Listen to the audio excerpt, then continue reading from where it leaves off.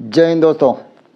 आशा करते हैं कि आप अपने यथास्थान पर सकुशल होंगे और आपकी कुशलता की कामना हमेशा करते हैं। दोस्तों, मैं आपसे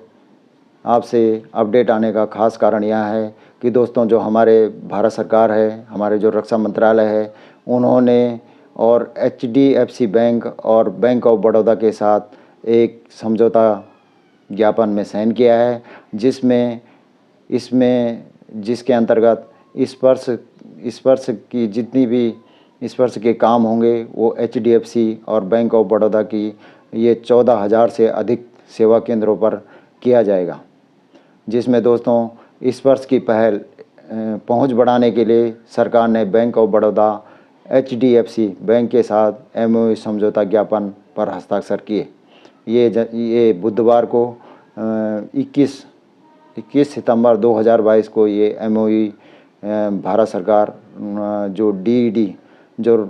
रक्षा लेखा विभाग है डीईडी उसके द्वारा एचडीएफसी बैंक और जो हमारे बैंक ऑफ बड़ौदा है उसके साथ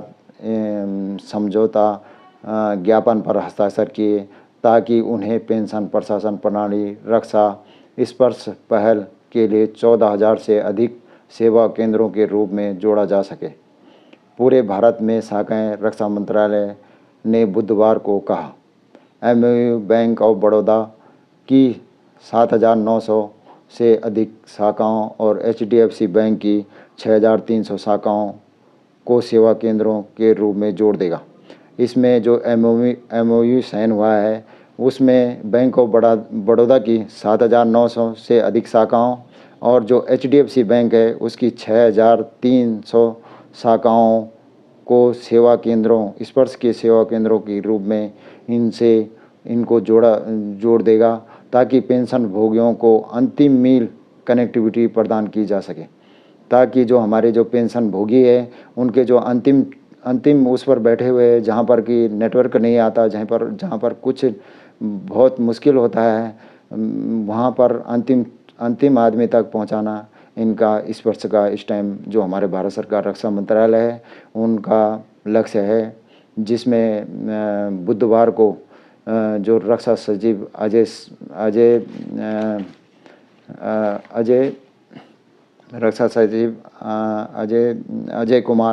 अजय कुमार और एचडीएफसी बैंक और बैंक ऑफ बड़ौदा के अधिकारियों द्वारा एक समझौता ज्ञापन में साइन किया गया, जिसमें जो बैंक ऑफ बड़ौदा की 7,900 से अधिक शाखाओं और एचडीएफसी बैंक की 6,300 शाखाओं को इस वर्ष के सेवा केंद्रों के रूप में लिया जाएगा। और इनमें जो काम होगा दोस्तों, वो एक्स सर्विसमैन का, हमारे जो पेंशन भोगी है, हमारे जो रक्षा सिविलियन है, उनका काम होगा। उनकी कोई शिकायत है, उनकी शिकायत दर्ज की जाएगी, उनकी शिकायत को ऑनलाइन माध्यम से इस वर्ष को भेजा जाएगा और हमारे जो जिसको पेंशन कम मिल रही है उसकी शिकायत भी वहाँ पर भेजी जाएगी, उसका निराकरण किया जाएगा। उनका वार्षिक लाइफ सर्टिफिकेट होता है, साल भर में एक जीवन प्रमाण देना पड़ता है, उसको भी इन सेवा केंद्रों के द्वारा भरा जाएगा, जिसमें उसमें मैनुअल माध्यम से और डिजिटल दोनों मोड से वहाँ पर भरा जाएगा और इसकी शाखाओं की लिस्ट कुछ दिनों में आ जाएगी और जो अंतिम आदमी हैं उस तक पहुंचाने का इनका लक्ष्य है। और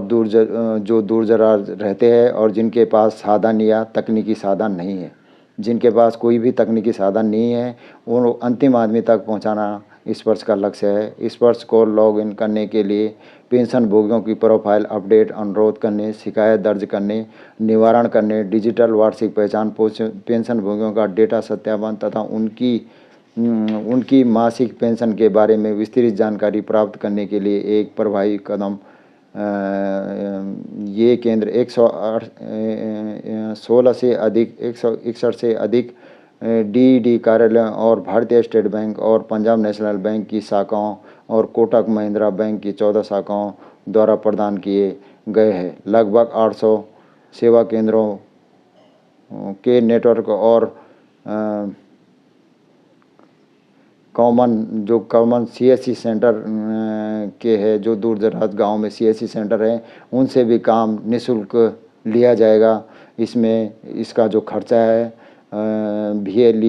वीएलई में भी इसका खर्चा जो है सरकार के द्वारा जो नॉर्मल शुल्क है उसको सरकार के द्वारा दिया जाएगा। रक्षा सचिव अजय कुमार जी ने कहा कि इनका उद्देश्य सितंबर 2022 के अंत तक कुल 32 लाख रक्षा पेंशन भोगियों में से 17 लाख पेंशन भोगियों को इस वर्ष पर लाना है। रक्षा लेखा नियंत्रक सीडीए पेंशन सामदेव और बैंक ऑफ बड़ौदा और एचडीएफसी बैंक के वरिष्ठ अधिकारियों ने रक्षा सचिव अजय कुमार, वित्तीय सलाहकार रक्षा सेवा रसिका चौबे और रक्षा लेखा महानियंत्रक की उपस्थिति में समझौता ज्ञापन पर हस्ताक्षर किए। तो इसमें दोस्तों हमारे जो पूर्व सैनिक हैं, हमारे जो रक्षा सिविलियन हैं, उनके लिए बहुत अच्छी खबर है कि अब उनको कोई भी परेशान